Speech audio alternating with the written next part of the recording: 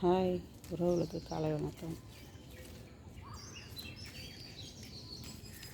காலையில் பூ பறிக்க வந்தாச்சு.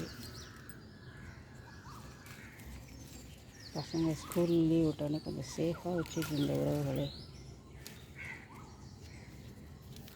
லீவில் இந்த வெயில் ரொம்ப அதிகமாக இருக்கிறதுனால பிள்ளைங்களுக்கு நல்ல சாப்பாடு கொடுங்க. கொஞ்சம் ஹீட்டாக வர மாதிரி சாப்பாடெலாம் கொடுக்காதீங்க. குழந்தைங்களுக்குலாம் ரொம்ப சேஃபாக வச்சுருங்க.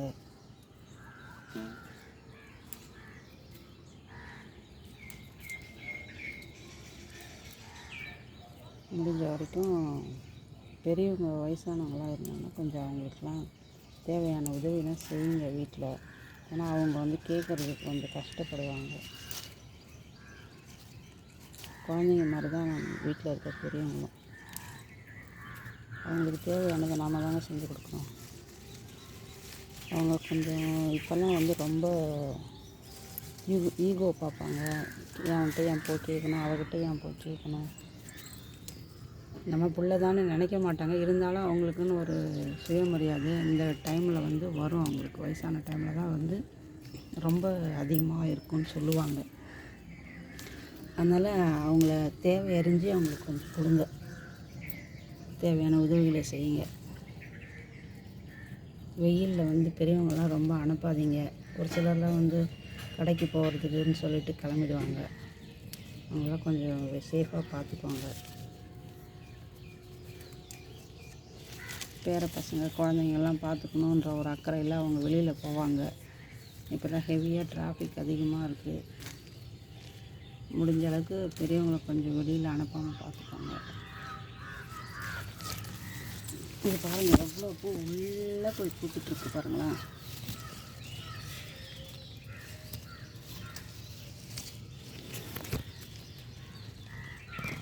காலையில் இந்த குருவி சத்தம் இதெல்லாம் கேட்கும்போது எங்கள் பொழுது நல்ல பொழுதாக போயிட்டுருக்கு. இந்த டென்ஷனும் இல்லாமல் இருக்குது. முடிஞ்ச அளவுக்கு கொஞ்சம் சின்ன சின்னதாக செடியெலாம் வளர்த்து அது கூட கொஞ்சம் பேசிகிட்ருங்க. மைண்ட் ரிலாக்ஸ் ஆகும்.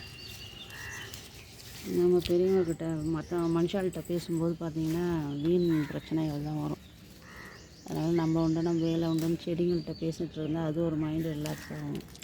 சில பேர் மீன் தொட்டி வளர்த்துட்டு இருப்பாங்க. அவங்கக்கிட்ட அதுக்கிட்ட கூட கொஞ்சம் பேசலாம்.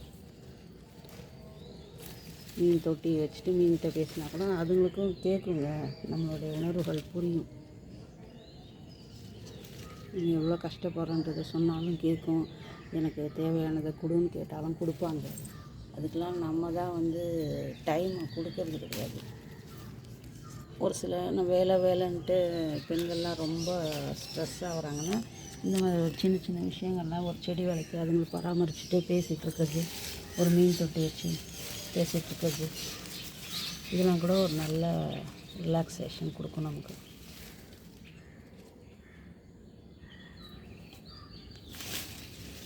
எவ்வளோ நாளுங்க நம்மளாம் வாழ்ந்துட போகிறோம் சொல்லுங்கள் பார்ப்போம். இருக்கிற வரைக்கும் தான் இந்த நிம்மதின்ற ஒரு விஷயத்தை நம்ம எவ்வளோ விலை கொடுத்தாலும் வாங்க முடியாது. இந்த நிம்மதி வேணும்னா நம்மக்கிட்ட தாங்க இருக்குது. இந்த நிம்மதி நாம் தாங்க உருவாக்கிக்கணும். சரிங்களா? Thank you friends.